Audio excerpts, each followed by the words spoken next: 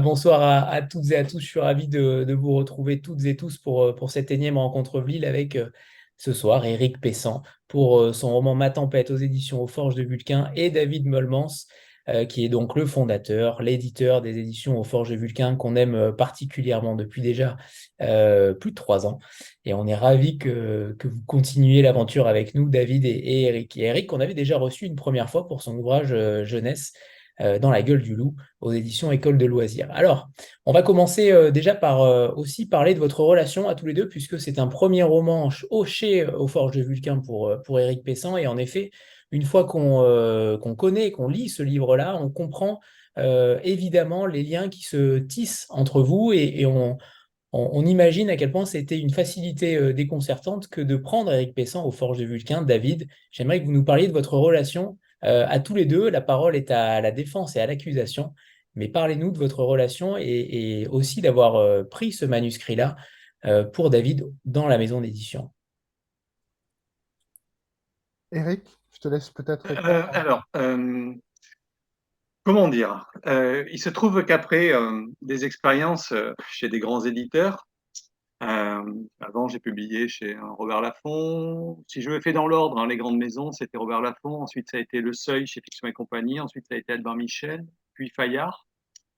C'est des maisons où j'ai été à la fois parfois très heureux et parfois très malheureux. Euh, Parce que c'est grand, parce que les gens bougent beaucoup, parce que à peine on s'installe pour travailler avec un éditeur, que l'éditeur est parti dans une autre maison. Il y a beaucoup de turnover. Enfin voilà, donc et puis très vite on peut se retrouver orphelin sans aucun éditeur. Et très vite aussi, on se retrouve noyé dans une masse qui avance perpétuellement. Et puis on n'a même pas notre quart d'heure de gloire warholien. On a nos 5 secondes parfois de gloire warholienne dans ces grosses maisons. Voilà. Et j'étais un peu lassé de tout ça, pour tout dire. Euh, pour travailler depuis très longtemps avec des grandes maisons et des petites maisons à taille humaine, je pense aux éditions du chemin de fer, je pense aux éditions de l'Attente, chez Lanskin, enfin voilà, où j'ai fait des livres aussi à l'œil ébloui. Enfin bref, ce sont des petits éditeurs avec qui j'ai une relation qui n'était pas cette relation un peu anonyme chez les grandes maisons. Voilà. Et je m'étais dit, quand j'ai commencé à travailler à la Tempête, que je confierais ce texte à un éditeur à taille humaine. Voilà, tout simplement. Et puis après, je me suis dit, bah qui? Et en regardant dans ma bibliothèque, voilà, c'est devenu absolument évident que je proposerais d'abord à David. Et non pas parce que mon personnage s'appelait David, ça c'est un hasard complet, mais c'était devenu évident que je proposerais à David. Ce que j'ai fait, et David a tout fait pour me le refuser, parce qu'il m'a dit, oh là là, t'es habitué à des grandes maisons, les forges, c'est petit, c'est familial, donc en fait, il me le refusait exactement pour les raisons pour lesquelles moi je voulais publier chez lui. David? Oui, oui, mais c'est simplement que, d'une part, c'est une très grande fierté d'accueillir Eric dans le catalogue. Je pense qu'il y a beaucoup de choses intellectuellement, artistiquement qui nous lient, particulièrement sur le texte Ma Tempête. Mais c'est vrai que euh, moi, je ne suis pas issu de l'édition, donc la manière dont les forges fonctionnent au quotidien, c'est parfois assez différent d'autres maisons. Et je voulais pas qu'il y ait de déception ou du moins, en fait, je pense que souvent quand il peut y avoir des tensions dans l'édition, c'est que le contrat initial n'était pas clair et que donc il faut tout de suite clarifier les contrats, l'engagement que moi je peux prendre, les promesses que je peux tenir, les promesses de moyens et les promesses de résultats, c'est pas la même chose. Je dis souvent que je ne fais que des promesses de moyens, jamais de promesses de résultats. Euh, et, et voilà. Et puis c'est vrai que on s'est rencontré avec Eric sur ce texte et puis sur sa démarche d'auteur. Euh, c'est une grande fierté. En fait, euh, le texte dont on va parler aujourd'hui, c'est un texte qui... C'est une belle façon de rentrer dans le catalogue des Forges, parce que les Forges, c'est une maison qui sont l'héritière d'une troupe de théâtre étudiant qui s'appelait le Tiers Théâtre, dont beaucoup de membres, dont moi, sont sortis quand ils ont atteint autour de 30 ans parce que c'est une vie assez difficile d'être comédien ou de travailler dans le théâtre. C'est-à-dire, soit ça marche pas, soit quand ça marche, on voit plus trop sa famille parce que on est un peu à droite, à gauche. Et donc, beaucoup sont partis, mais avaient l'aspiration de continuer une vie où l'art ne serait pas absent. Et donc, cette intuition théâtrale s'est retrouvée dans la pratique éditoriale. Euh, et donc, on a eu dès le début des Forges plusieurs titres qui résonnent avec le théâtre, même si on ne publie pas de théâtre. Et d'avoir un grand roman sur le théâtre comme Ma Tempête, c'était naturel. C'est aussi un roman qui parle de transmission, c'est un roman qui parle politique. Donc, bah, c'était parfait pour les Forges et c'était parfait parce que c'était Eric. Et alors justement, Eric, vous revenez au roman depuis apparemment, je crois que c'est 2017 le dernier roman que vous aviez écrit, alors que vous êtes très protéiforme sur les genres littéraires, que ce soit la jeunesse, le théâtre, les illustrés également, les romans, bien sûr. Pourquoi avoir décidé justement, est-ce que c'était de cette urgence politique, cette urgence manifeste politique aussi? On parlera peut-être de la sémantique de ce roman-là aussi, sur comment vous le qualifiez concrètement, mais est-ce qu'il y avait une urgence pour vous à parler de ce texte en tant que roman et non pas comme essai? Alors, il y avait il y avait un désir de retrouver le roman. Voilà. Genre, la dernière fois que j'avais écrit un roman, c'était donc 2017, hein, La nuit du second tour, chez Albin Michel. Depuis, j'avais écrit deux gros textes hybrides, eux, qui ont été publiés chez Fayard, Le Quichotte autoportrait chevaleresque et Qui verrait la terre de loin, qui sont des livres qui sont à la fois des romans, mais qui sont à la fois des essais, qui sont à la fois des autobiographies, puisque je suis narrateur de ces deux livres-là, qui sont à la fois des fictions, puisque dans le premier, je dialogue avec Quichotte, et dans le deuxième, je pars sur une autre planète, ce qui ne m'arrive pas dans la vraie vie. Donc c'était des formes un peu, voilà, un peu complexes. Et là, enfin, je suis très content que Fayard les ait acceptés et d'avoir pu faire ces deux livres-là avec Fayard. Mais, euh, mais le roman jeunesse, en fait, satisfaisait complètement ma soif de roman. En fait, voilà, je publiais des livres, des romans à l'école des loisirs qui étaient destinés à des grands adolescents, qui étaient aussi beaucoup lus par des adultes. Euh, et j'avais pas envie de. Voilà, pour l'instant, je l'avais mis un peu entre parenthèses, le genre romanesque pour adultes, enfin, le roman vieillesse, je sais pas comment on dit, roman général, de littérature générale. Et en fait, en fait, le désir est revenu petit à petit, tout simplement parce que je suis incapable, quand je prends une décision, de la tenir très longtemps. Euh, voilà, le désir de roman est revenu petit à petit. J'ai aussi ces dernières années beaucoup retravaillé avec le théâtre. Donc, cette idée de parler du théâtre dans un roman euh, était en train de, enfin, voilà, tourner dans ma tête. Et puis, et puis j'avais envie vraiment de parler du rapport d'un père avec son enfant. Je savais pas si ça serait une fille, un fils, peu importe. Mais j'avais envie de parler de ça aussi. Et, euh, et tout ça, et puis je voulais pas faire un récit autobiographique à ce sujet. Et tout ça fait que brusquement, c'est devenu évident et je me suis dit, j'ai envie d'écrire un roman. Voilà. Et donc, j'ai, j'ai commencé à travailler à ce texte, sachant que ça serait un roman, que ça serait une fiction. Enfin, voilà, la définition du roman, hein, celle du Petit Robert, hein, œuvre de fiction qui décrit l'évolution psychologique d'un personnage. Voilà. Un roman très traditionnel. Et j'étais. Voilà. C'est venu comme ça, en fait. C'est venu très lentement et à un moment, c'était évident. Il fallait que j'y aille et j'ai foncé, en fait. Et alors, comment est arrivée cette quête de la tempête de Shakespeare, que vous prenez, là où vous prenez appui sur le roman tout entier? Qu'est-ce qui a déclenché cette volonté déjà de cette œuvre et ensuite d'imbriquer, de faire cette mise en abîme constante entre David et la tempête? Alors, à partir du moment où j'ai décidé que j'écrirais sur le théâtre et que j'écrirais sur la transmission, euh, voilà, cette idée de la tempête de Shakespeare racontée à ma fille est arrivée tout de suite, hein. Shakespeare, tout simplement parce que c'est une période qui m'intéresse beaucoup, cette articulation là, fin 16e, début 17e siècle, m'intéresse énormément. C'est une période que j'avais déjà explorée avec le Quichotte précédemment. Il faut savoir que Shakespeare et Cervantes sont strictement contemporains, que Shakespeare, a priori, avait lu Cervantes et certainement pas l'inverse, puisque le théâtre de Shakespeare n'était pas exporté. Ils sont tellement contemporains qu'ils sont morts à la même date, mais pas le même jour. Et ça, j'explique pourquoi dans le livre, parce que ce détail-là m'amuse. Mais c'est une période qui m'intéresse beaucoup. C'est une période où je trouve que Cervantes, le Quichotte, c'est le premier roman moderne.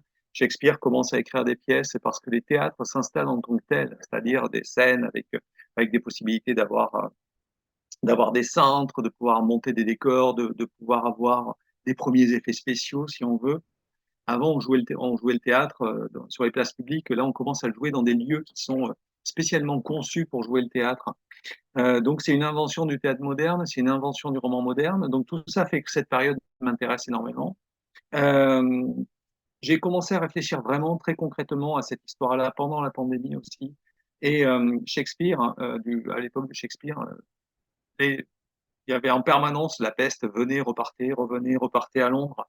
Et la première chose qui se passait lorsque la peste arrivait à Londres, c'est qu'on fermait les cafés et les théâtres, les lieux de promiscuité, ou les lieux où les gens se croisent et peuvent propager plus facilement, se contaminer plus facilement.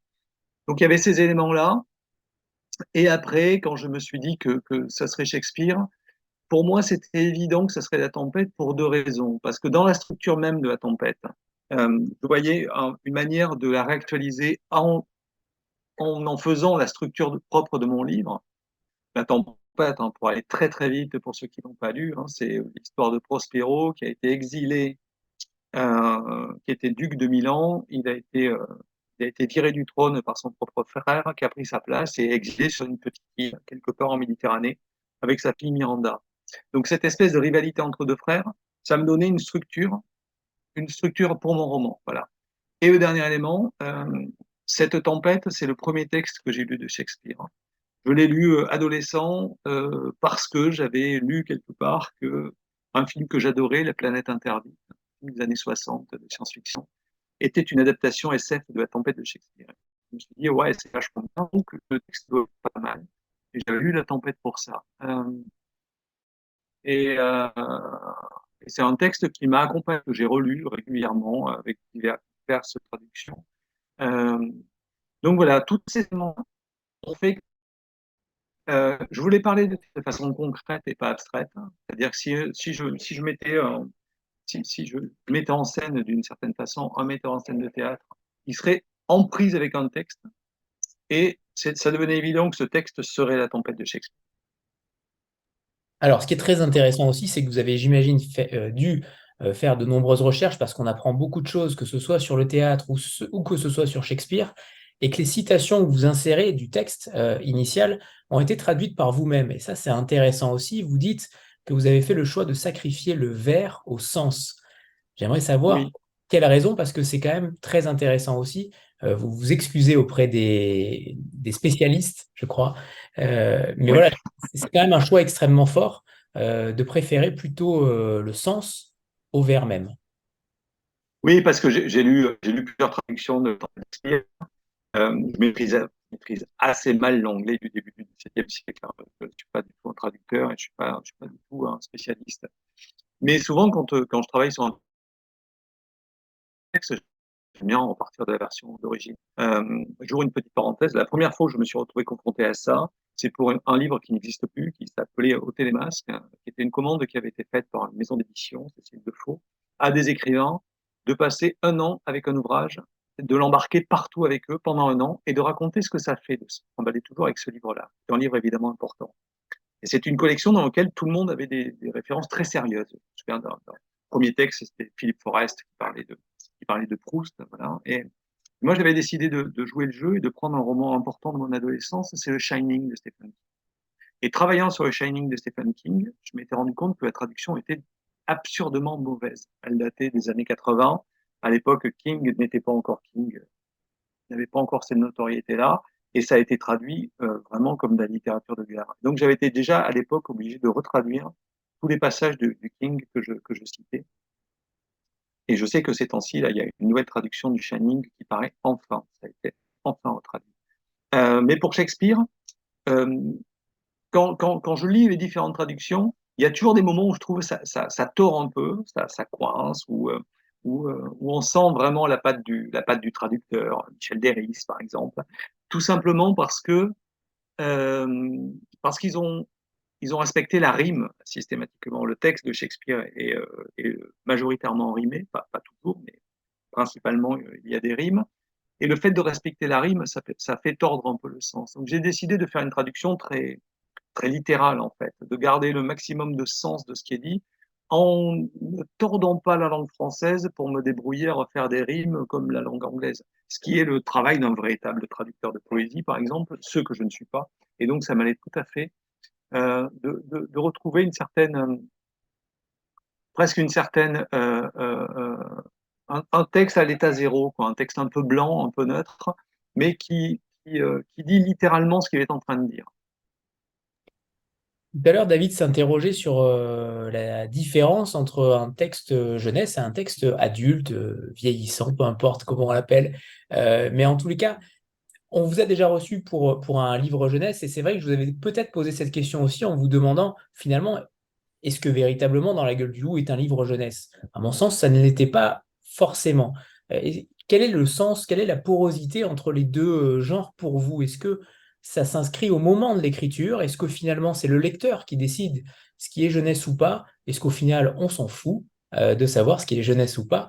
Mais concrètement, j'aimerais avoir vos lumières sur sur cette dichotomie entre les deux, puisque en librairie, les deux rayons sont séparés. Clairement, ils sont très séparés. Alors, j'ai envie de dire, si je voulais me débarrasser de la question, je prendrais votre troisième proposition, Anthony, c'est-à-dire je dirais on s'en fout, mais en fait non, on s'en fout pas. En fait, ce qui fait la différence, pourquoi par exemple j'ai publié La Gueule du Loup, où là je viens de publier un texte qui s'appelle Le Soleil est nouveau chaque jour, que je publie à l'École des loisirs, pourquoi je confie ces textes-là à l'École des loisirs et pas aux Forges de Vulcain ou à notre éditeur de littérature générale, c'est parce que j'ai envie qu'il soit principalement lu par des adolescents. J'ai envie que quelque chose dans ce contenu-là s'adresse directement aux adolescents. Les adolescents iront plus facilement, j'imagine, vers un texte publié par l'École des loisirs que vers un texte publié par les Forges de Vulcain. En tout cas, les gens qui vont demander aux adolescents de lire les textes, les professeurs, les bibliothécaires ou les libraires jeunesse, iront les voir, ce texte-là, à l'école des loisirs, plus qu'au Forges de Vulcain.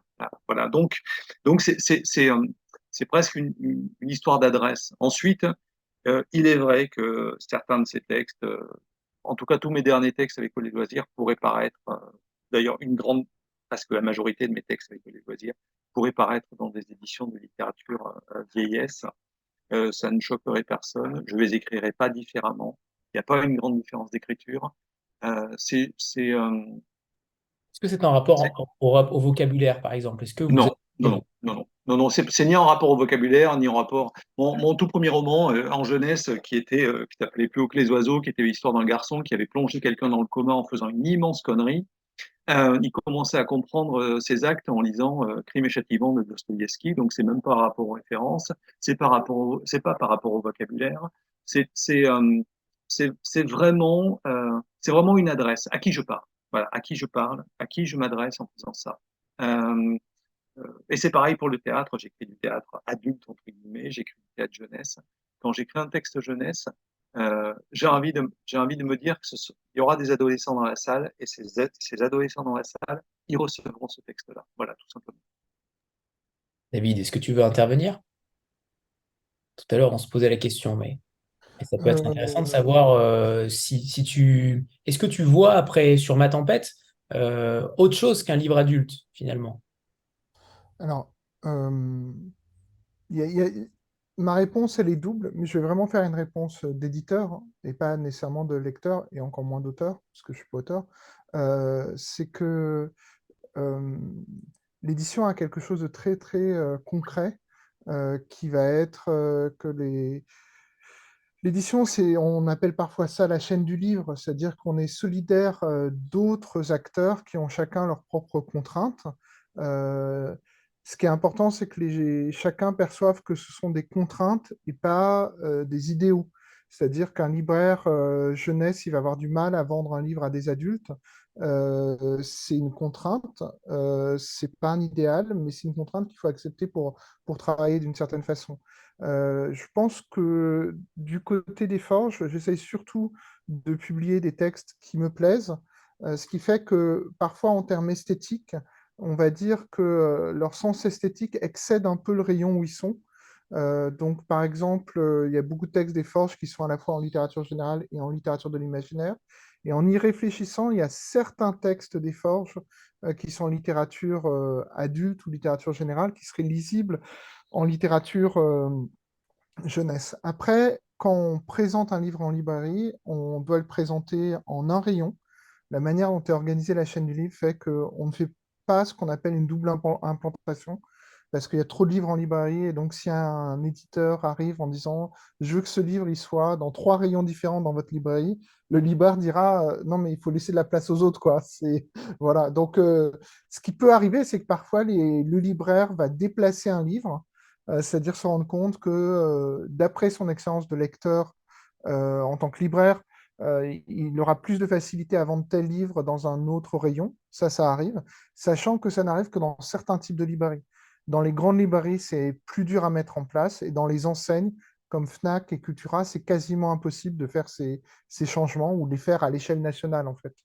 Euh, donc pour moi, ma tempête, c'est difficile à dire au sens où j'apprécie toujours le style d'Éric qui est toujours quelque chose de simple, d'élégant, de poétique, d'un peu espiègle. Et c'est la même voix que je retrouve quand je lis ses romans jeunesse. Donc c'est bien la même esthétique, mais c'est vrai que je comprends ce qu'il veut dire par l'adresse. Alors pour moi, l'adresse, c'est pas simplement ce qui vient après le texte, c'est-à-dire le passage du livre au texte, du texte au livre et du livre à la commercialisation.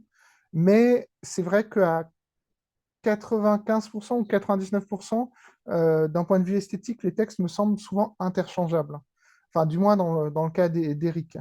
Mais, mais je n'ai pas prévu, par exemple, de lancer de collection jeunesse pour l'instant. Même si, alors après, Eric, il est à l'école des loisirs, il est très heureux là-bas et j'ai pas enfin, je m'entends très bien avec eux, donc voilà.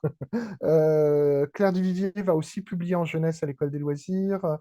Gilles Marchand a travaillé avec Rajo. Alexandra Kochelik a travaillé avec Robert Laffont en jeunesse. Donc, D'où ma question, parce qu'en effet, c'est là où je voulais en venir. Il y a quand même beaucoup d'auteurs chez toi qui ont cette double casquette. Et c'est intéressant de voir que j'ai l'impression que tu t'adresses peut-être de plus en plus à un public aussi un petit peu plus jeune pour les faire venir, notamment entre la réalité et l'imaginaire, parce que le texte Ma Tempête, il est d'une réalité implacable d'un côté, mais de l'autre, il y a quand même un imaginaire, une poésie qui euh, compense aussi tout cela. Et c'est ça qui est intéressant.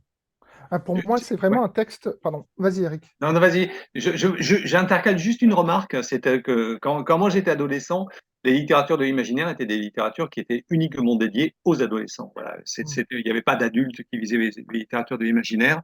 En gros, on lisait de la science-fiction ou de la SF, indépendamment du hard rock, et une fois qu'on grandissait, c'était fini. Voilà. Euh, et maintenant, heureusement, ces littératures de l'imaginaire ont largement explosé le cadre de littérature euh, réservée à l'adolescence. Voilà. Et on voit très bien comment après le polar dans les années 70, la science-fiction et le fantastique sont pris au sérieux et sont devenus de la littérature générale et pas de la littérature de genre. La preuve, on retraduit Stephen King maintenant. Voilà. Euh, et c'est peut-être ça aussi, cette perméabilité-là, qui rend le jeunesse adulte, cette distinction de plus en plus floue. Et je crois que c'est une bonne chose. Voilà, je me tais, David, à toi. Non, non, mais tu as mieux répondu que moi, mais deux petites remarques. C'est que là où Ma Tempête, c'est un texte très forgesque, c'est que c'est à la fois un texte. Ça réconcilie en fait deux aspirations contradictoires en apparence des Forges, qui est d'avoir un propos politique, mais sans attaquer frontalement les gens sur la question politique, c'est-à-dire revenir à une forme de politique où on fait rentrer tout le monde dans la discussion. Donc c'est un texte qui, par son réalisme, est politique, mais c'est un texte qui est aussi un manifeste pour l'imaginaire. Donc c'est un texte qui fait parfaitement sens en littérature générale, c'est-à-dire il y a pour l'IA d'imaginaire, ça serait pas logique de le mettre chez eux, et pourtant c'est un manifeste sur les pouvoirs de l'imagination. Et pour répondre à ta question antérieure, Anthony, euh, sur les forges, en fait, dès le début, la question politique entre guillemets aux forges prenait une forme particulière qui est de dire que une des difficultés de la lecture en France et de la valorisation sociale et culturelle de la lecture, c'est que la France est un pays qui a des dimensions très snob, mais aussi qui a le contraire des snobs, c'est-à-dire des populistes en fait. Et l'idéal d'une société démocratique, c'est quelque chose qui surmonte l'opposition entre les snobs et les populistes. Et une manière en fait de contourner ça, c'est de se dire que un lycéen, euh, il n'a pas encore beaucoup de culture parce qu'il n'a pas eu le temps de se faire sa culture, mais ça ne mérite pas qu'on le méprise. Et au contraire, il peut déjà être très intelligent puisqu'en fait, l'intelligence, c'est lié à plein d'autres paramètres qui relèvent parfois simplement de la volonté, de la curiosité. Et souvent, quand je choisis des textes, je me dis que c'est des textes qui doivent pouvoir être lus par un élève de terminale motivé. Et donc, je n'aime pas les textes qui sont des textes qui mettent la culture comme étant un droit de péage, c'est-à-dire si vous n'avez pas lu ça, ou vu ça, vous n'avez pas le droit de lire ce livre. Pour moi, par exemple, mais ça ne veut pas dire qu'on nie la culture, on ne retombe pas dans du populisme anti-intellectuel. Au contraire, par exemple, Ma Tempête, ça parle de Shakespeare, comme tu l'as rappelé, Anthony, mais pour moi, Eric, c'est quelqu'un qui donne envie de Shakespeare, qui rappelle que Shakespeare est un auteur grand public, que c'est justement, c'est pas un auteur snob, c'est pas un auteur pour l'élite, c'est un auteur pour tous, et que l'élite devrait être pour tous. Et donc, d'une certaine façon, cette impression d'intérêt pour la jeunesse dans le catalogue, ça vient plus d'une réflexion politique assez longue et ne vient pas, à mon avis, du même type de réflexion que peuvent se faire certains éditeurs jeunesse ou certaines éditrices jeunesse. C'est pour ça que moi, je pense que fondamentalement, je ne suis pas un éditeur ou une éditrice jeunesse. Je connais trop peu la jeunesse pour savoir comment dialoguer avec elle. Je dialogue plutôt avec l'adolescent que j'étais, ce qui est déjà difficile, voilà. Mais voilà. Et je vois qu'il y a une question. Oui, et ça se sent en effet à l'évocation de ce que tu dis. Sandra. Oui, bonsoir tout le monde, bonsoir Eric et bonsoir David. J'avais une question pour Eric par rapport justement à l'édition et aux nombreuses maisons d'édition que vous avez pu côtoyer, qu'elles soient grandes, petites, de jeunesse ou d'adultes. C'est effectivement le témoignage de votre écriture protéiforme, mais est-ce que d'après vous, ça a eu un impact aussi sur votre créativité de côtoyer différentes maisons d'édition? Est-ce que parfois ça a pu motiver certains textes aussi? Est-ce que ça a créé des envies et puis lesquelles et comment ça a enrichi votre créativité? Oui, oui, complètement, hein, complètement, parce que justement, je me suis toujours senti très libre dans mon écriture. Et le fait quand je commence un texte, d'une certaine façon, je me dis pas, attention, il faut que ça soit un roman traditionnel pour que je présente un éditeur de roman traditionnel. Et si je fais venir Don Quichotte à l'époque contemporaine, et si je dialogue avec Quichotte, qu'est-ce que ça va être? Qui va vouloir d'un truc pareil? Je pars toujours du texte, du désir d'écrire, et je trouve l'éditeur derrière. Voilà. Et puis il y a des éditeurs qui me font confiance. Je sais que des éditeurs m'attendent. Je sais que des éditeurs me tendent la main. Et ça, c'est assez formidable. Voilà. Pour moi, c'est vraiment une très, très, très grande liberté. Euh, et puis il y a des rencontres totalement formidables. Un jour, j'ai écrit une pièce de théâtre qui s'appelle Dépouille, qui se passe dans un funérarium avec des gens qui passent autour du corps. C'est la chose la plus drôle que j'ai faite de ma vie. Je vous promets que c'est drôle. Les gens passent du corps qui est présenté et discutent entre eux. Voilà. Et ils discutent. Il y a des passages polyphoniques, il y a des solos, il y a des duos, il y a des trios. Et puis il y a des moments où j'ai écrit une chorégraphie, voilà, juste les mouvements. J'écrivais les mouvements comme des scènes où il n'y aurait qu'une didascalie. Pour moi, c'était vraiment du théâtre, c'était formidable. Je vais envoyer à plein d'éditeurs de théâtre qui m'ont dit: ouh là là, votre truc, c'est pas du théâtre. Bon. À l'époque, je publiais chez Fiction et Compagnie au Seuil, je présente chez Fiction et Compagnie au Seuil, qui me répondent: c'est bien, mais ça vient trop tôt, alors que je venais juste de publier un autre livre chez eux, ça vient trop tôt, faut pas encombrer. Euh, donc c'est très bien, mais on va pas le publier. Bon. Et donc, ce texte, j'avais envie d'en faire quelque chose. Et en fait, je l'ai publié en épisode sur remue.net, un site internet. Et tous les dimanches, à l'heure de la messe, à peu près, j'habitais derrière une église à l'époque, donc dès que ça sonnait, je mettais un épisode en ligne. Et puis un jour, les éditions de L'Attente, c'est comme ça que je les ai rencontrés, que je connaissais, qui étaient basés à Bordeaux. J'avais un immense respect pour leur travail éditorial, et je pensais que ne les intéressait absolument pas parce que j'étais vu comme un auteur, comme un romancier et puis comme un auteur dramatique. Les éditions de l'Attente m'envoient un petit message en me disant: votre magnifique poème sur la mort. Vous avez un éditeur papier pour le publier, voilà. Et, et donc ça a été le premier livre que j'ai fait avec l'Attente. Le cinquième est sorti au printemps dernier, et ça a été le début d'un compagnonnage. Et le fait de travailler avec l'Attente, d'une certaine façon, ça m'a donné une liberté euh, d'aller plus vers le poème, que j'avais envie de le faire, mais je me sentais un peu illégitime pour le faire. Voilà. Et tout ça, ça a toujours été des rencontres. À l'école des loisirs, quand j'ai d'abord publié des romans, j'avais envie d'écrire du théâtre jeunesse, je ne l'avais jamais fait. J'ai rencontré à l'époque Brigitte Osmajda qui dirigeait la collection de théâtre, cette magnifique collection de théâtre de l'école des loisirs. Et je lui ai fait lire un texte, et puis elle m'a convoqué dans son bureau. On l'a lu à deux voix, comme ça, on s'est fait toutes les répliques, tous les rôles, et puis à la fin, elle m'a dit: bon, en effet, c'est bien, je le publie. Voilà. Et elle m'a autorisé à me dire que je pouvais, la- la- le grand cadeau que m'a fait Brigitte, c'est qu'elle m'a autorisé à me dire que je pouvais écrire du théâtre pour la jeunesse aussi. Donc, toutes ces rencontres, évidemment, elles sont précieuses.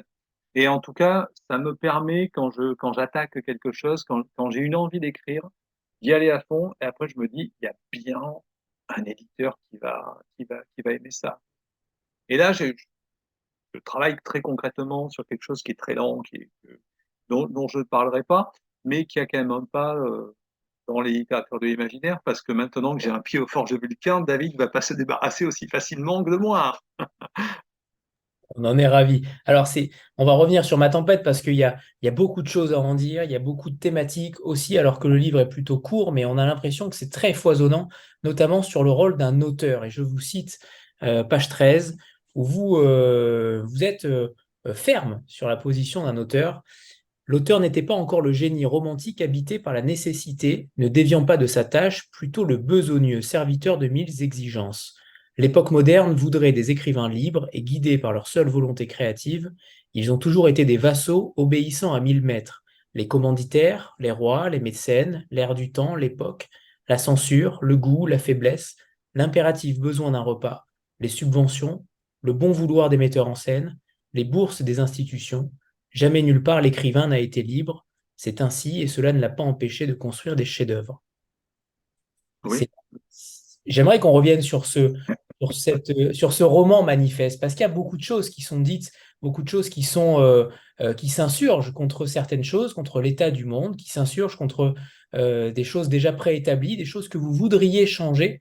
Cette volonté même, elle est extrêmement romanesque aussi, et j'aimerais que vous nous parliez de ce que vous avez voulu aussi en faire, de ce que vous avez voulu passer comme message, même si les écrivains n'aiment pas forcément le mot de faire passer des messages, mais il y a quand même des choses en filigrane qui émergent de votre roman. oui, bien sûr. Après, très honnêtement, quand j'ai commencé à écrire ce texte, le désir premier, le désir vraiment, le tout premier moteur de l'écriture, c'était cette relation entre un père et sa fille. Voilà. Euh, J'ouvre une petite parenthèse autobiographique que je vais refermer aussitôt. J'ai écrit ce texte-là au moment où le troisième et dernier de mes enfants quittait la maison. Je n'ai plus d'enfants à charge. Ils vivent leur vie. Ils sont plus là. Et j'avais envie de replonger dans ces moments de jeu que j'avais avec mes enfants quand ils étaient tout petits, etc. Voilà. Donc il y avait un truc un peu nostalgique sur retrouver cette petite complicité. J'ai des rapports avec mes enfants, c'est super, ils sont adultes et c'est super d'avoir des rapports avec des enfants adultes, mais retrouver cette complicité du jeu où le gamin, il prend un tube d'encre de Chine, un tube de gel hydroalcoolique et puis il commence à jouer entre eux. Je vais te noircir, ah, mais moi je l'aimerais tout. Voilà, voilà. Il y avait cette envie de retrouver ça. Voilà, ça c'était la première idée. Ensuite, il y avait cette envie d'injecter du théâtre. Il y avait ce désir de parler de piquer à Shakespeare la structure de la tempête. Et une fois que tout ça s'est mis en place, évidemment, le monde contemporain, il est là, il est présent, et donc il est rentré directement dans le texte. Il faut savoir que depuis la crise sanitaire, le spectacle vivant en France, hein, au sens large, le théâtre, la danse, la musique actuelle, l'art, euh, euh, et, tout ce qui est, on va dire, la culture subventionnée, oui, je reviendrai là-dessus après, va plutôt mal. Les budgets sont. Il y a d'abord eu un embouteillage de création à cause du Covid. Ensuite, les budgets sont en la baisse. Actuellement, toutes les scènes nationales, les centres dramatiques nationaux, les SMAC, les scènes de musique actuelles, on voit leurs subventions baisser drastiquement. Les artothèques ont des budgets zéro d'achat en ce moment, donc ne peuvent pas faire l'acquisition de nouvelles œuvres.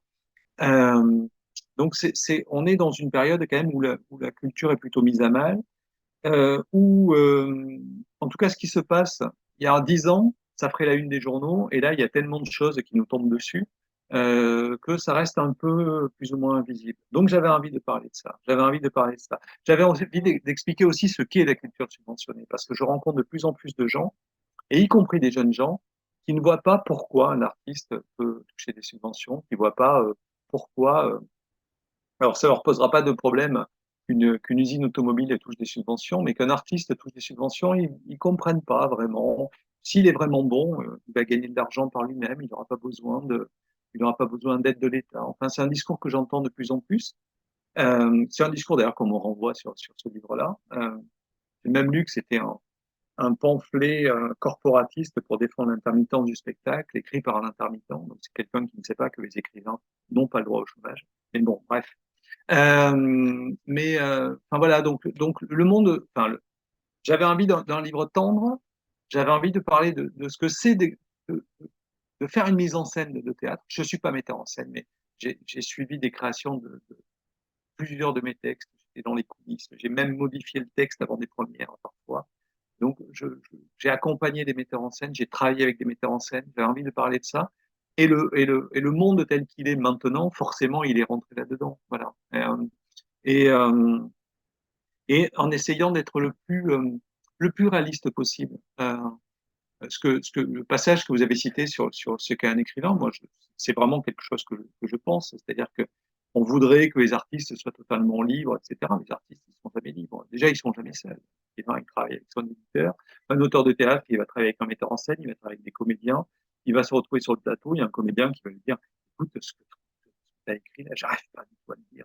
Tu peux pas le formuler différemment. Voilà. Et c'est tout ça. Hein. C'est tout ça qui fait une création théâtrale, ou une création de texte, ou une création artistique.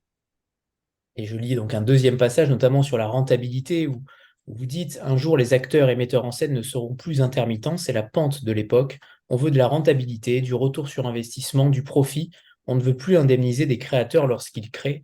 Et quelques pages plus loin, après tout, ils considèrent que l'art est comme le reste, livré à la libre concurrence. Soit on est rentable, soit on fait faillite et on disparaît. Est-ce que vous avez aussi ressenti cette crise de l'artiste, cette crise du créateur? Est-ce qu'au plus profond de vous-même, vous vous dites finalement comment je suis? Parce que ce personnage de David, il est en effet totalement, entre guillemets, effacé, il est mis à mal dans sa propre personne, dans sa propre personnalité d'artiste, dans sa propre créativité. C'est quelque chose, c'est une cicatrice, c'est un traumatisme quand on est artiste. Est-ce que véritablement on agit ainsi? Non, non, non, non, non, c'est pas si autobiographique que ça. Euh, j'ai- j'ai- j'ai- c'est plus Là, j'ai plus écrit ces passages-là en tirant le fil de l'époque. Enfin voilà. Enfin, enfin, ça fait 20 ans que je suis écrivain et c'est mon métier. Voilà. Ça veut dire que mon métier, ça consiste à écrire des livres, écrire des pièces de théâtre. Je fais des livres avec des artistes, etc. Mon métier, ça consiste pour moi, hein, mais vraiment, à animer des ateliers d'écriture. C'est partie intégrante de mon métier. On peut se désoler en disant les jeunes ne lisent pas, ou on peut remonter ses manches, aller dans les collèges et les lycées et les faire travailler la lecture, les faire travailler l'écriture et y aller. Pour moi, ça fait vraiment partie de l'action concrète d'un artiste. Et mon métier consiste aussi à accepter les invitations, à parler de mon travail, à arriver à l'heure quand il y a une visio. Enfin voilà, ça fait partie de l'exigence de mon travail. Et si on accepte ça, si j'accepte les ateliers d'écriture, si j'accepte de me déplacer, euh, je vis de mon travail depuis 20 ans. Voilà. Euh, et j'ouvre une autre parenthèse autobiographique et je vis avec une artiste plasticienne. Voilà. Je ne vis pas avec quelqu'un qui gère un patrimoine immobilier. Ou une prof de français, ce qui serait super. Voilà. Un salaire tous les mois. Et on arrive à en vivre. Ça a été parfois très compliqué, on s'est parfois fait très très peur. J'ai obtenu dans ma vie 2 bourses du Centre national du livre. J'ai obtenu une bourse du département Val-de-Marne qui pendant 20 ans a soutenu des écrivains. Le premier, c'était Jean Echnoz. Moi, j'étais l'avant-dernier, ensuite ils ont arrêté. Il y a eu Lily Salver, Pierre Michon qui en ont profité. Enfin voilà, des gens très bien, Nicole Caligaris. Voilà. Euh, j'ai obtenu comme bourse du Centre national du théâtre une fois. Enfin, voilà, j'ai obtenu des aides publiques qui m'ont permis de sortir la tête de l'eau, de prendre un peu de temps, d'écrire. Et c'est important parce que si on s'en tenait dans le domaine de l'art à la libre concurrence, euh, ça veut dire que on perdrait en diversité. Et quand on perd en diversité, on perd en pensée, on perd en richesse. Enfin, voilà. Ce que généralement, quand j'arrive dans une classe de collège, les collégiens ils me connaissent pas. Ça, ils me demandent si je suis célèbre, etc. Ensuite, ils se demandent si je suis célèbre, pourquoi je suis dans leur classe, pourquoi j'accepte de faire ça, etc. Et puis on finit toujours par parler de la diversité. Parce qu'il y a il y a toujours un gamin qui dit oh il y a trop de livres, tout ça et puis je me demande comment s'appelle un pays où il y a qu'un seul livre et il y en a toujours un petit qui lève la main qui dit bah monsieur c'est une dictature ouais voilà et cette dictature elle peut être politique elle peut être religieuse mais elle peut être purement économique aussi si on prend pas garde si c'est le meilleur gagne j'aurais peut-être pas envie de lire le meilleur j'aurais peut-être pas envie de regarder le film du meilleur ou d'écouter le disque du meilleur quoi voilà les aides permettent cette diversité. Tout comme il y a des aides pour le commerce, pour des sociétés privées, pour des constructions, pour des constructeurs de voitures. Il y a aussi de l'argent public qui rentre là-dedans. Mais ça, j'ai l'impression actuellement, j'entends plus de gens qui se plaignent du fait que des artistes soient subventionnés que, que l'on subventionne une compagnie d'aviation. Et alors, et de l'autre côté, en effet, et j'allais bien sûr y venir de cette relation entre David et Miranda, de ce père et sa fille, euh, il y a un beau passage notamment sur le fait de raconter une histoire, où vous dites que ces parents qui ne racontent plus des histoires, les laissent devant leur téléphone, etc. Euh, c'est un roman aussi sur le rôle de l'éducation, sur le rôle des parents, alors pas forcément en donnant des messages, mais en filigrane de temps en temps. Et il y a donc cette mise en scène que David va faire devant uniquement sa fille. Est-ce que finalement l'art et cette mise en scène doit obligatoirement être partagé au public? Est-ce que finalement cette mise en scène-là, est-ce qu'elle n'est pas plus belle en étant que réservée à sa fille? Il y a un public, il a joué avec sa fille, hein, donc ils sont deux. Moi, l'art pour soi et que pour soi, sans jamais. Les gens qui me disent ah, la maison d'à côté, là, il y a un peintre et c'est formidable ce qu'il a fait, mais il n'a jamais montré un tableau à qui que ce soit. Moi, j'y crois pas. Enfin, l'art, ça se partage. Mais le partage, ça commence à deux. Enfin, voilà. Donc oui, l'art, on écrit pour avoir des lecteurs, on fait des mises en scène pour avoir des spectateurs, on fait de la musique pour avoir des auditeurs. Et donc, le partage est essentiel dans l'art. Mais mais le partage, c'est pas forcément remplir des zéniths. Hein, encore une fois, le partage, ça commence dès qu'il une personne en face. Donc oui, oui, David va partager cette mise en scène non aboutie de la tempête avec sa fille. Et ils vont faire feu de tout bois avec des mobiles, avec un ours, etc. Et d'une certaine façon, racontant la tempête à sa fille, il raconte sa propre vie aussi, sa propre vie de créateur. Et peu importe si elle oublie, si elle n'entend pas, si elle ne mémorise pas, etc. Peu importe, euh, ils vivent une chouette journée tous les deux. Et ça, c'est le plus important. Cette gamine, quelque part dans sa tête, elle aura un souvenir d'avoir vécu une chouette journée avec son père. Il était vaguement question de théâtre, il était question de vieux trucs anglais qui se passe en Italie, mais ça, peu importe, si elle ne se rappelle pas des détails de la tempête. Elle aura vécu un chouette moment avec son père. Et ça, c'est essentiel. C'est aussi, voilà, c'est là où je voulais revenir, c'est que c'est un roman sur peut-être un retour aux sources, un retour aux racines de partage aussi entre personnes de la même famille. Alors, Mm. en effet, là, c'est un père et sa fille, et c'est vrai qu'aujourd'hui, on a de plus en plus de mal à trouver du temps pour ses enfants, à trouver du temps de partage, et c'est aussi, j'ai l'impression, une très belle leçon en ce sens-là. J'ai l'impression que vous avez voulu revivre ça, vous l'avez dit tout à l'heure sur votre enfant qui est Oui, oui. parti. C'est une sorte de nostalgie qui revient.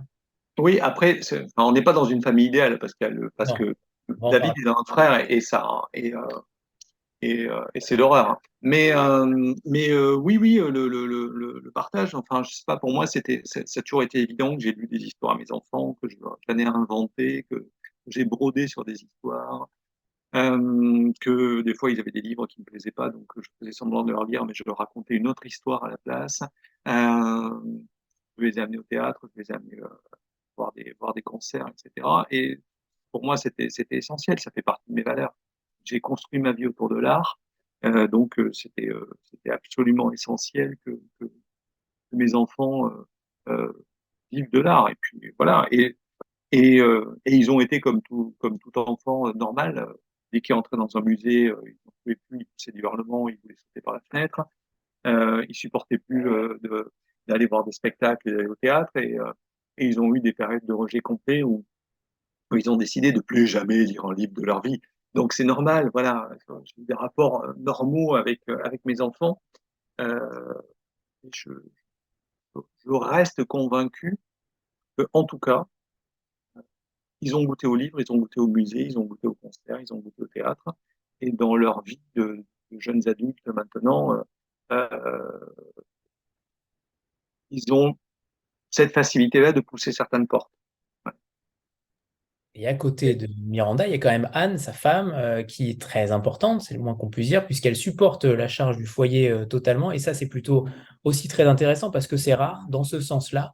Et je trouve que vous l'avez mis de fort belle manière. J'aimerais que vous nous parliez de cette relation-là entre David et Anne, et notamment sur le rôle du silence. Le silence que vous définissez, en tout cas, le narrateur définit, le silence n'est qu'un pansement à la blancheur trompeuse apposé sur une plaie, n'en finissant plus de puruler. Oui, parce que ces deux-là se parlent plus beaucoup. Alors là, on est dans, bon, je raconte une histoire, on est dans la fiction. Euh, David, lui, c'est un peu laissé abattre, quoi. Parce que, bah, à un moment, il a un peu perdu pied, il n'a pas pu monter la mise en scène, il n'a pas pu créer sa mise en scène de la tempête comme il aurait dû. Donc il est un peu abattu. C'est Anne, qui est professeure de français en collège, qui fait tourner la marmite. Et elle en a un peu marre. Et il y a un non-dit un peu dangereux qui s'installe entre eux autour de cette situation-là. Voilà. Là, c'est pas tant. Euh, euh, c'est quelque chose que j'ai vu chez pas mal d'amis dont l'un des deux uniquement est artiste. Il peut y avoir des tensions, il peut y avoir des problèmes liés. Pour moi, c'est vraiment.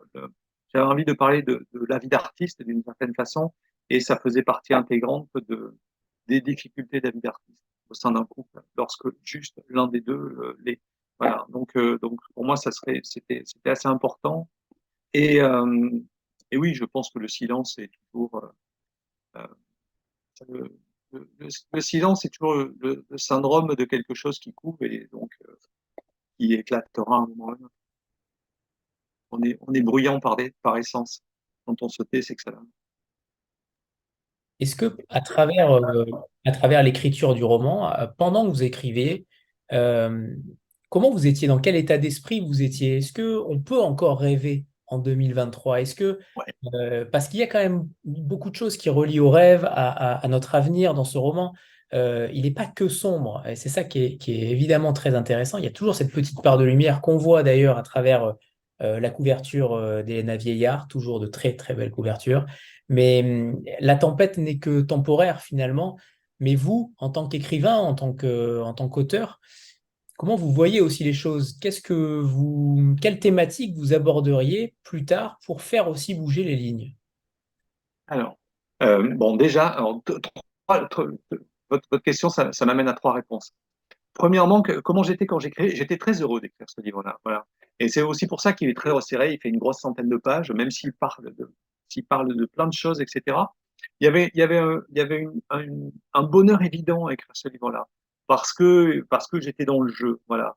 Euh, Ce narrateur, il jouait avec sa fille, et moi, j'étais dans le jeu en permanence. Et je repensais aux fois où j'étais en coulisses dans le théâtre, où je regardais les comédiens essayer des trucs, les metteurs en scène, leur proposer des choses. De temps en temps, le metteur en scène m'invitait à venir proposer des choses aux comédiens. Je revoyais mes enfants jouer tout seuls, tout petits. Je rentrais dans leur chambre. Ils ne me voyaient pas, donc je les espionnais 2 minutes ou 10 secondes jouer avant de faire. Et, euh, et de leur montrer que j'étais là. Non, il y avait vraiment un vrai bonheur, même si j'aborde des sujets graves. Voilà, il y avait vrai bonheur. Euh, ça c'est le premier élément. Alors, je l'ai dit qu'il y en avait trois, j'en ai déjà perdu un. Mais bon, je me souviens du deuxième, qui était le dernier. C'était sur les projets. Euh, je, au niveau d'écriture, j'ai très envie de continuer, moi. Ah oui, ça y est, j'ai le troisième. Je finirai là-dessus. Au niveau de l'écriture, j'ai très envie là, de travailler sur notre rapport au langage, voilà, qui était déjà le sujet de mon tout premier roman, qui s'appelait L'effacement du monde, en 2001, qui est l'histoire d'un homme qui perdait le langage. J'ai envie de l'agrandir, de notre rapport au langage, mais en tant que le rapport qu'on a à l'écrit, à l'écriture, à la lecture, etc. Voilà. Et d'en faire quelque chose qui va un peu aller vers la science-fiction. Mais c'est quelque chose que j'ai envie de creuser. On n'arrête pas d'entendre, les gens ne disent plus, écrivent, enfin, ils écrivent, etc. Voilà. J'ai envie de travailler là-dessus. Et la remarque intermédiaire, c'est, euh, vous parliez de, mais ça me plaît beaucoup. Vous avez parlé du fait que le fait d'écrire des choses, etc., ça permettrait d'agir sur le monde. Euh, c'est la conviction de Don Quichotte, hein. Enfin, voilà, donc oui, je sais très bien que mes textes ne changent absolument rien à l'état du monde, euh, mais ça n'empêche pas de rêver. Ouais, ouais. Je me souviens, il y a peut-être 10 ans, un magazine qui s'appelle Le Matricule des Anges avait posé la question à 100 écrivains en leur demandant est-ce que pour vous écrire c'est changer le monde? Et j'avais commencé à répondre tout de suite en disant non, pas du tout. J'ai conscience que mon écriture, qui je suis, le lecteur que j'ai, etc. Faire une réponse modeste et après je me suis dit et puis merde non. Et j'ai répondu ouais j'écris pour changer le monde. Voilà. Et j'y suis allé à fond là-dedans. Et oui j'ai bien conscience. En tout cas, je ne sais pas si je vais changer le monde, mais je vais clairement exprimer de livre en livre ce que je refuse dans le monde dans lequel on vit, mon refus de certains aspects de ce monde-là. Voilà. Je vais vous poser une question d'ailleurs que j'ai vu passer de plus en plus, où on voyait Françoise Sagan et autres grands écrivains il y a 50 ans dire ce que serait aujourd'hui le monde le 21e siècle. J'aimerais savoir ce que vous, Éric Pessan, vous voyez dans 50 ans. Oh là, Et on ressortira évidemment cette question dans 50 ans. ouais. Alors, j'espère que je me trompe pas, mais je suis assez pessimiste malgré tout. Je suis assez pessimiste sur l'état de la culture, ça c'est clair. Oui. Je pense que la culture j'ai très peur de l'élitisme. Tout à l'heure, c'est rigolo parce que David me parle un peu de ça aussi. J'ai très peur de l'élitisme et j'ai très peur que la culture soit réservée à une élite qui sera plus une élite économique, hein, comme c'était le cas au milieu du XXe siècle, les gens très cultivés, c'était les gens riches, etc. Actuellement, c'est plutôt les classes moyennes qui sont cultivées, des gens très très riches, parfois des ignares absolus, niveau culture. Mais j'ai peur d'une micro-élite extrêmement paupérisée de gens qui aiment la culture. Voilà. J'ai peur d'un monde. En fait, j'ai peur que ça soit notre monde de là, euh, encore pire dans 50 ans. C'est-à-dire que ça fait tellement de temps qu'on dit qu'on doit réagir, qu'on doit faire attention, qu'il faut, que ce n'est plus possible, que la Terre se réchauffe et qu'il faut agir pour le climat, que la situation israélo-palestinienne, il faut vraiment que les choses s'apaisent et ainsi de suite. Moi, j'ai l'impression que, que des choses énormes, alors, que des choses énormes vont continuer à devenir énormes, des cataclysmes vont s'accroître à vitesse grand V, et que par-ci par-là, il y aura des petits villages symboliques ou réels avec des gens qui seront unis par des mêmes convictions, qui seront un peu en résistance avec ce monde-là. Donc, comme je disais tout à l'heure, peut-être des élites culturelles, tout ça, mais cette vision-là me plaît pas beaucoup. Cette vision d'un monde très fragmenté, très fragmentaire, qui est une immense machine qui est lancée sur ses rails et qui est complètement folle, avec des petits îlots de résistance dans son coin. Ça me plaît pas beaucoup, mais j'ai malheureusement peur qu'on aille vers là. Je vous pose cette question parce qu'en effet, j'étais saisi par la lucidité de certains écrivains. Il y a 50 ans, ça veut dire que peut-être que les artistes ont une acuité quand même plus forte, peut-être que d'autres, sur ce qu'est l'avenir demain. Et donc, Ouais. Je pense que les écrivains, en tout cas, on a tous les modes de conjugaison, alors que les politiques se contentent du futur proche. Voilà. c'est bien dit. Et je rebondis sur un passage qui m'a beaucoup plu. Les hommes s'octroient des mérites qui les dépassent, qu'un vent souffle et il faut que roule la tête d'un responsable. Toujours ce sentiment que même la nature doit obéir, toujours cet empressement à désigner un bouc émissaire en cas de déroute. Je me souviens d'un président de la République qui a licencié le président de Météo France parce qu'il avait neigé et que Météo France ne l'avait pas prévu, par exemple. Voilà. Alors, est-ce qu'Éric, sans transition, est-ce que vous pourriez nous lire un premier extrait de votre livre, bien sûr? Oui, alors du coup, j'ai couru, j'ai fait la mise à jour, donc je vais chercher mon livre. Ne bougez pas, il n'est pas loin. Et, parfait. Et David, est-ce que tu veux peut-être parler de ton envie Une, aussi de publier Éric Pessan? On sait que quand un auteur arrive dans les forges, évidemment, tu as envie d'en voir plus. Est-ce que vous avez discuté aussi de l'avenir entre vous sur les thématiques ou en tout cas la manière dont vous vouliez travailler ensemble? Alors, moi, je suis un éditeur pragmatique, c'est-à-dire que je m'adapte aux auteurs. C'est-à-dire, j'aimerais dire que j'ai une méthode, mais en fait, chaque auteur des Forges ou chaque autrice des Forges arrive avec sa manière de travailler et j'essaye de coller à cette manière.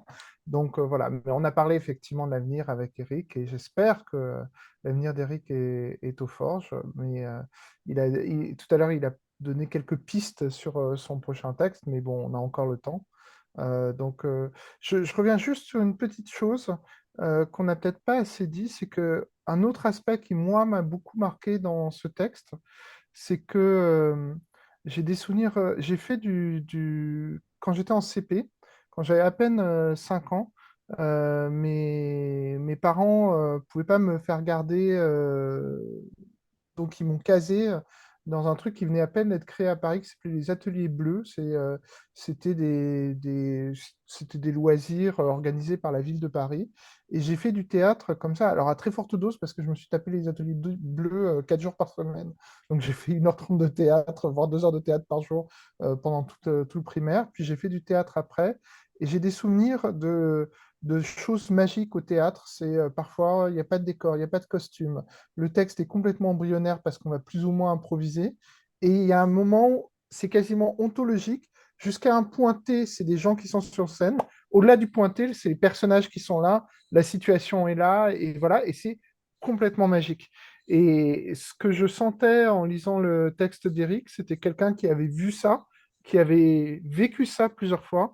Et je me suis dit, ça sera fantastique pour les gens qui ont fait du théâtre et qui retrouveront ce souvenir de la magie du théâtre. Et pour ceux qui ne connaissent pas cette magie, ça leur donnera un aperçu. Et donc, en ce sens-là, c'est aussi un roman qui témoigne d'un aspect du monde réel qui est en fait très très peu explicité.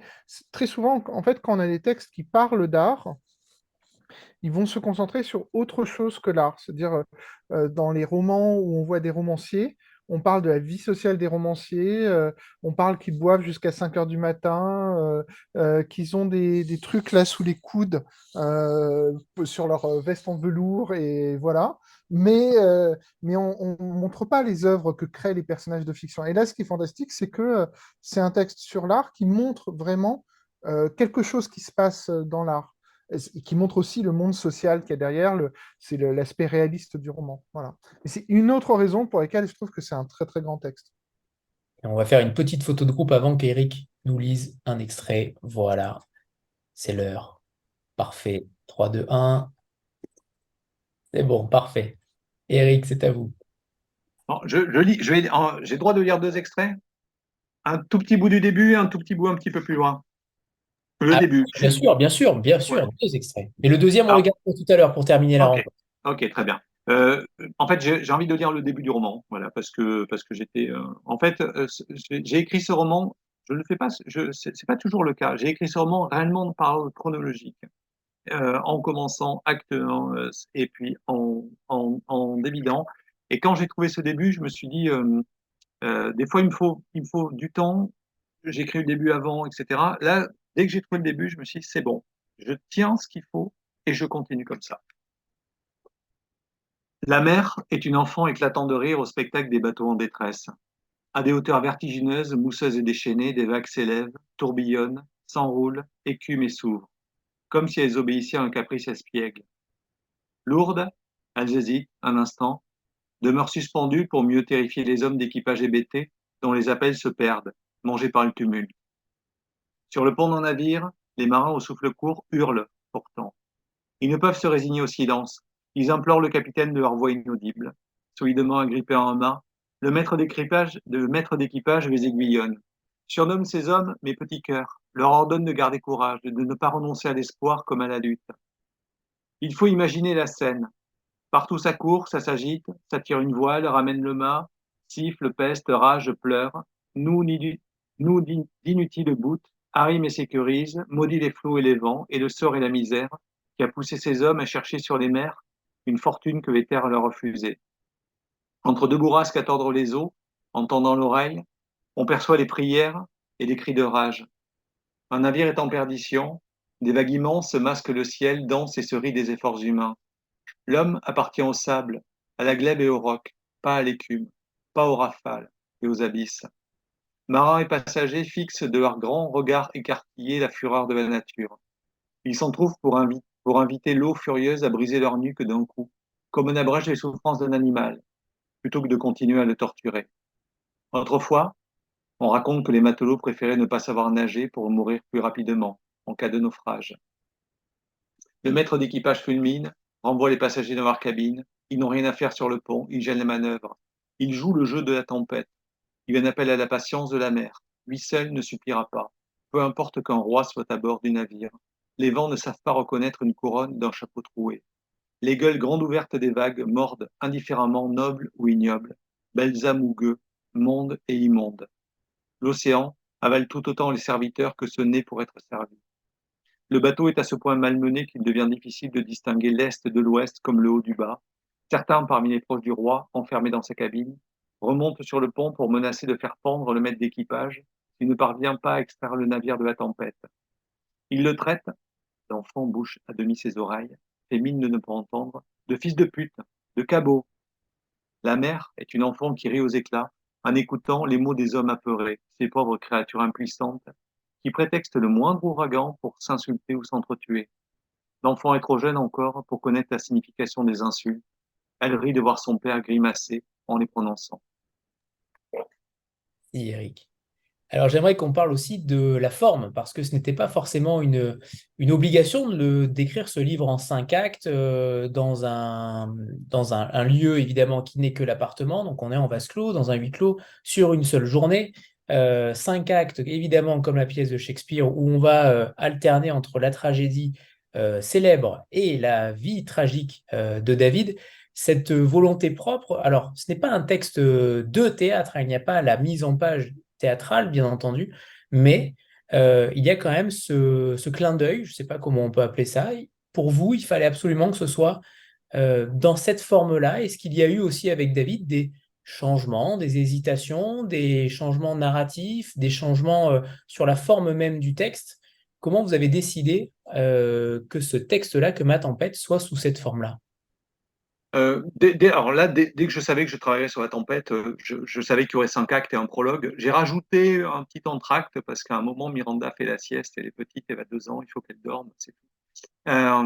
Mais pour moi, ça serait la forme de la tempête. Tout comme quand j'avais retravaillé le Quichotte, j'avais fait 2 parties, livre préface et 164 chapitres de mémoire. J'avais repris la forme du Quichotte de Cervantes.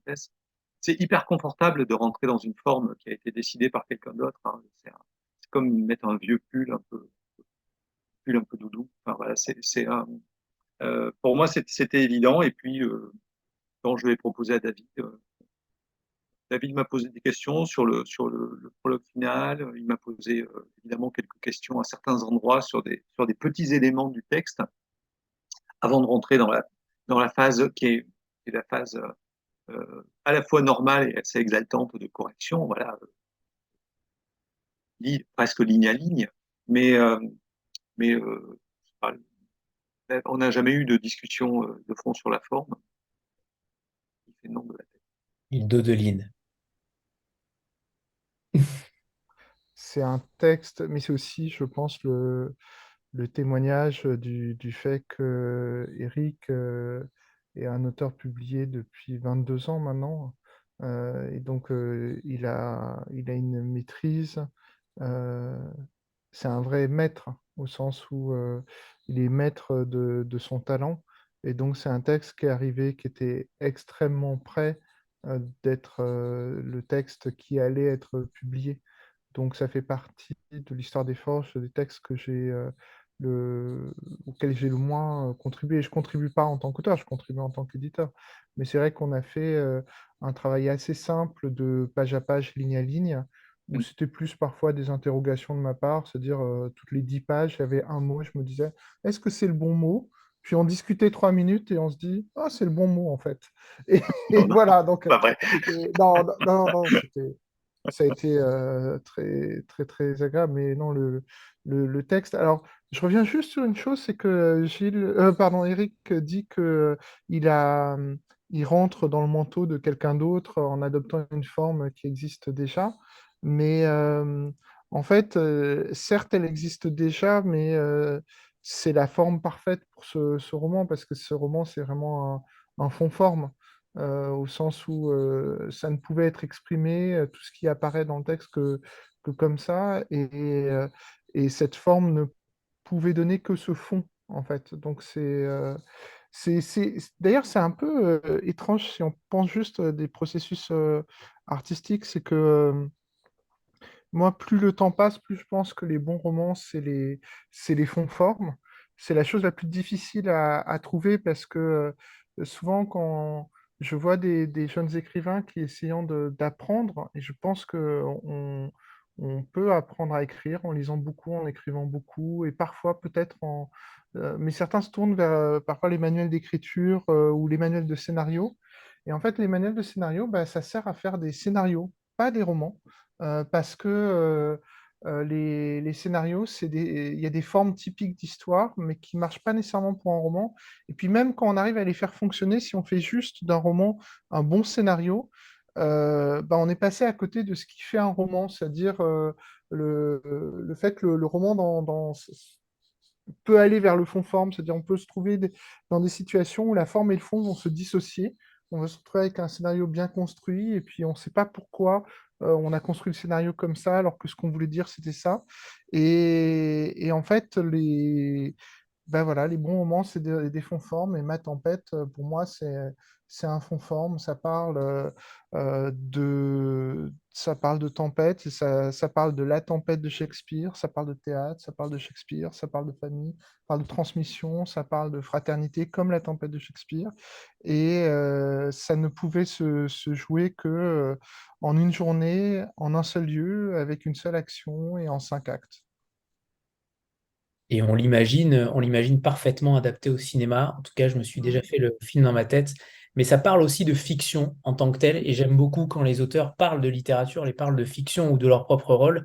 Et je cite un passage qui est magnifique au tout début du livre. Je ne spoile rien, bien sûr. Mais j'aime beaucoup vous lire Éric Pessan et vous citer parce que véritablement, il y a quand même de très très beaux passages et c'est tout au long du livre. Et je vous cite à présent. Dehors, à nouveau, un roulement dégringole du ciel pour venir s'écraser lourdement au sol. L'enfant sourit, tout les reconduit à la tempête, elle est l'événement qui permet aux histoires innombrables de naître. C'est peut-être ainsi que l'homme a commencé à inventer des fictions. Trempé et apeuré, il contemplait une tempête, sursautait à la vue de l'éclair et tremblait au son du tonnerre. Et il n'a pas voulu que sa peur n'ait ni cause ni conséquence. Il n'a pas voulu que l'incroyable énergie des vents, de la foudre et de la pluie soit inutile. Alors il a inventé une histoire pour mettre un peu d'ordre dans ce déchaînement aveugle et sourd. Il a lié les perles de la tempête le long d'un fil narratif pour en fabriquer un collier, une croyance, une œuvre d'art. Ce passage, il est magnifique parce qu'en effet, on ne s'est jamais posé la question finalement de savoir qui est le créateur d'une fiction, qui a commencé à créer une fiction. J'ai quand même, quand on lit les textes des préhistoriens, par exemple, euh, je me souviens d'un texte formidable qui disait que les hommes ont peut-être commencé à danser en imitant le mouvement des étoiles. Voilà. Donc, ils regardent quelque chose, ils cherchent une explication, et comme ils ne la trouvent pas, pourquoi les étoiles bougent dans le ciel, etc., se mettent à trouver une réponse dans leur corps. Donc, la danse serait née à l'imitation du mouvement des étoiles. Et, euh, et je me suis dit pourquoi pas le, le, les fictions seraient pas nées de ce désir de comprendre tout ce qui paraît mystérieux dans le monde autour de nous. Et si on a le droit de rêver, hein, puisque là, je vous vois perturbé par les propositions d'acteurs dans le chat, Eric. Je le sens que vous êtes perturbé par ça. Alors justement, si vous deviez faire un casting, qui serait David, qui serait Miranda, qui serait Anne? Est-ce que vous auriez une idée? Est-ce que David a une idée? Alors Pourquoi moi j'ai aucune idée. Très sincèrement, ce que j'aime beaucoup alors j'ai jamais écrit pour le cinéma, mais quand j'écris, il y a eu plusieurs projets, des amorces de projets qui ont explosé en vol parce que le cinéma c'est toujours très compliqué.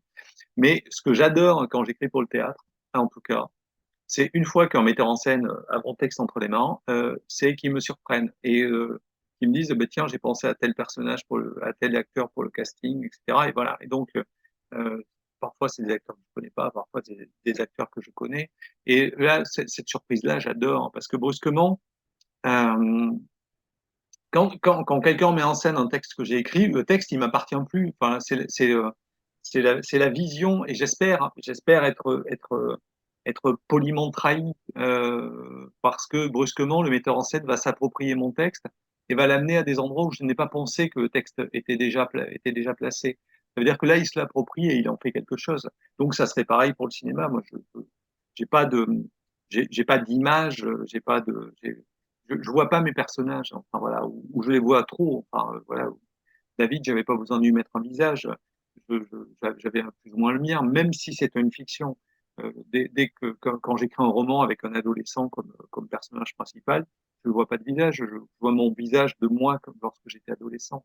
Donc je ne vais pas chercher comme ça d'éléments extérieurs, donc je n'en sais strictement rien.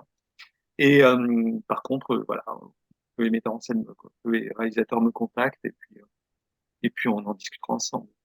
David serait un très bon. Vincent Macaigne serait un parfait David. Mais bon, Ah, ce ouais, n'est c'est que vrai. mon il y a une autre phrase qui est très intéressante aussi, c'est celle de la fiction qui venge le réel. C'est peut-être une consolation pathétique, mais elle n'en est pas moins nécessaire. Est-ce que pour vous, la fiction peut venger le réel? Oui, bien sûr, bien sûr. Alors, lorsque j'étais enfant, hein, dès que un autre enfant m'emmerdait, je le tuais sur un petit bout de papier. Voilà, voilà, euh, c'est le syndrome Quichotte. Enfin, Quichotte, c'est une Cette espèce de confusion est mélancolie. terrible, Eric, Oui, hein. oui, Quichotte, c'est un mélancolique, mais qui veut bouger le monde avec la fiction. Le monde l'emmerde, donc il décide de vivre dans des aventures. Enfin voilà, tout écrivain est un Quichotte, tout écrivain est un Prospero. Prospero, il est seul sur son île, il est exilé, il est seul sur une île, comme par hasard, il est magicien, comme par hasard, il arrive à, à domestiquer le fils de moitié démon d'une sorcière. D'ailleurs, il n'est pas que sympa, puisqu'il en fait vraiment son esclave, hein. Il manipule Caliban jusqu'au bout. Euh, il fait son esclave d'un esprit désert qui passait par là, Ariel, etc. Donc, il est un peu tyrannique pour tout le monde. Et avec sa magie, et la manière dont il fait son art, il se recrée un espèce de monde idéal sur sa petite île perdue quelque part en Méditerranée où il vit tout seul. Oui, donc je pense que la fiction agit sur le réel, bien sûr. La fiction nous venge du réel.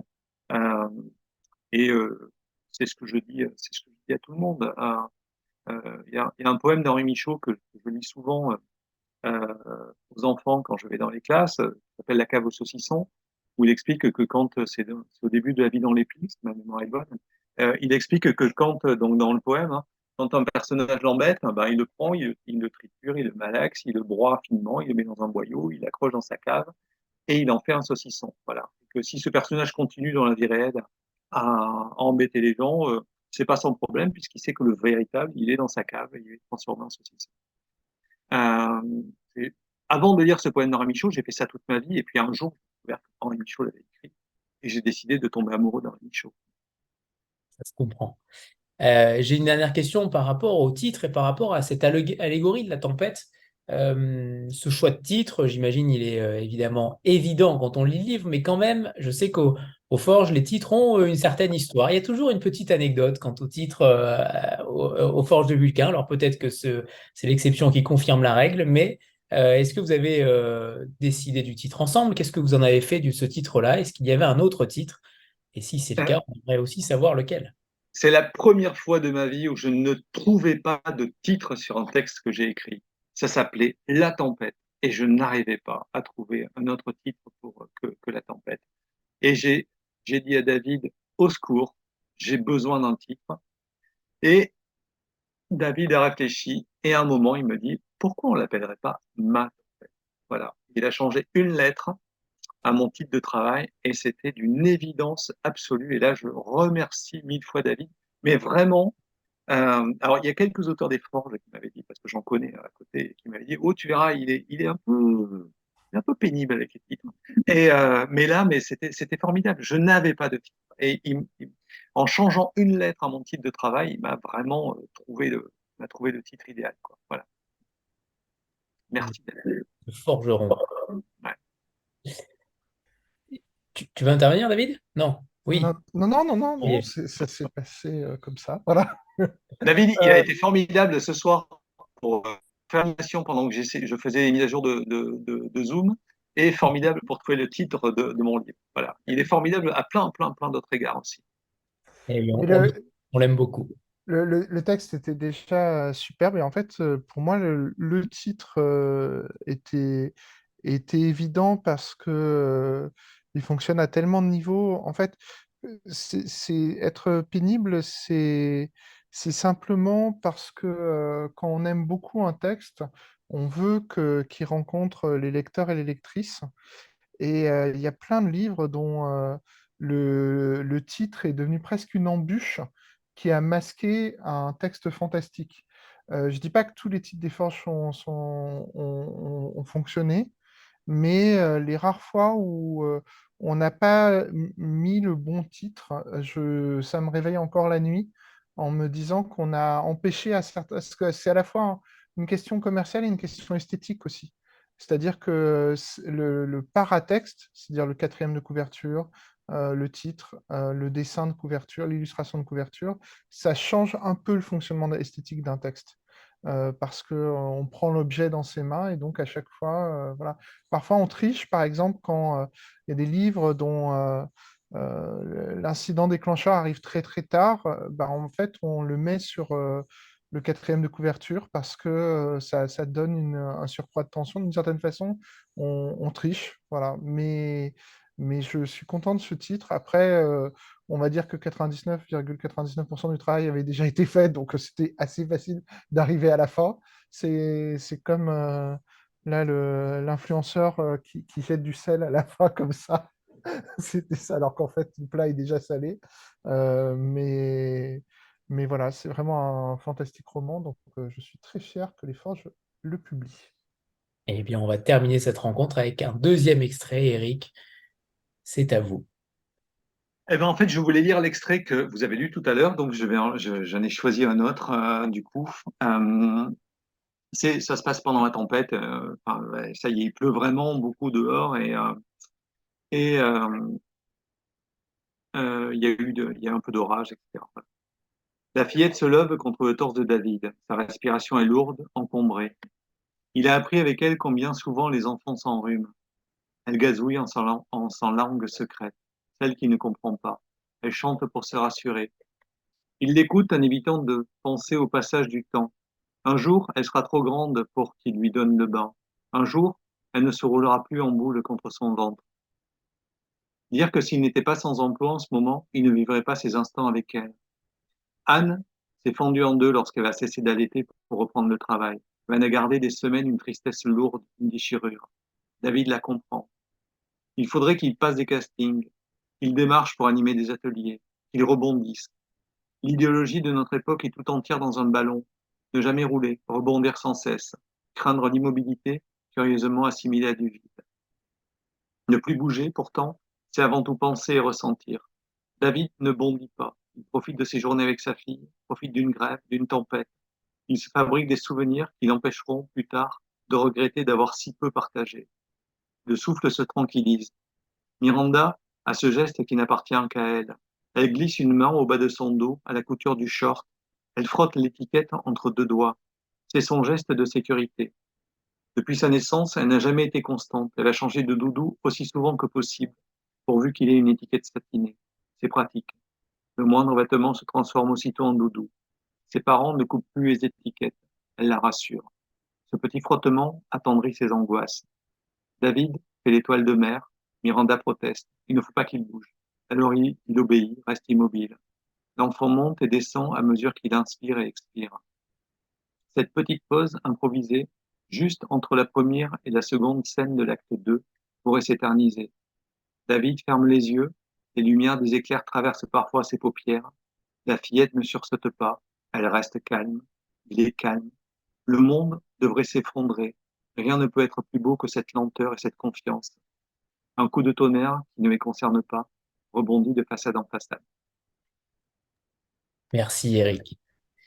Il est Merci. temps de vous remercier tous les deux. Merci infiniment, mes chers David et Eric. Je suis ravi de vous avoir retrouvés et on souhaite évidemment longue vie à ma tempête, à votre tempête, à la tempête, à toutes les tempêtes en réalité, tant qu'elles font du bien. Et celle-ci fait beaucoup de bien.